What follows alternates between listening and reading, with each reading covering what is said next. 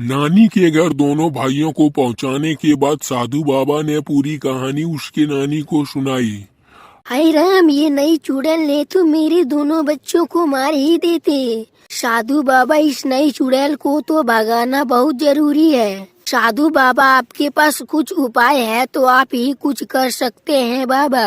हाँ, मैंने इनका उपाय निकाल लिया है, लेकिन इसके लिए मुझे एक छोटे बच्चे की जरूरत पड़ेगी, क्योंकि एक ऐसा कुआं है, उसमें एक अनोखा जल है और उस कुएं के जल से इस नई चुड़ैल का अंत हो सकता है।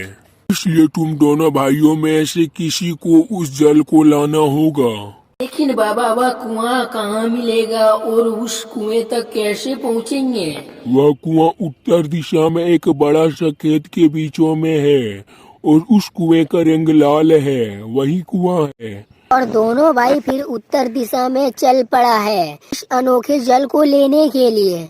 फिर चलते चलते जब दोनों भाइयों को एक खेत के पास पहुंचते हैं तो फिर अचानक दोनों भाइयों को उस खेत में एक कुआं दिखाई देता है।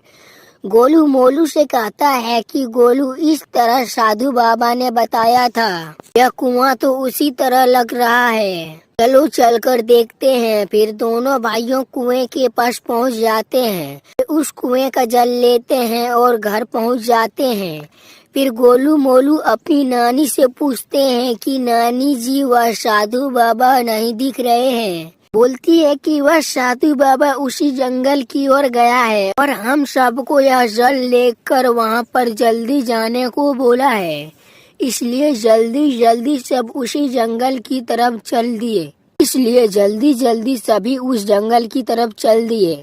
वहाँ पहुँचते ही सबको क्या देखते हैं कि साधु बाबा चुड़ैल से लड़ रहे हैं। साधु बाबा पर एक से एक शक्ति का प्रहार कर रहे हैं। फिर साधु बाबा ने इस दोनों भाइयों को देखा कि यह दोनों भाई आ गए हैं जल लेकर, और चुड़ैल से बोलता है कि सुन चुड़ैल, अब तुम्हारा खेल खत्म हुआ। जैसे ही गोलू साधु बाबा को जल का लोटा देने जाता है, फिर चुड़ैल उस बच्चे के ऊपर शक्ति चला के सारा जल गिरा देते हैं। उसको देखकर सब डर जाते हैं और कहने लगते हैं कि हाय राम, अब क्या होगा।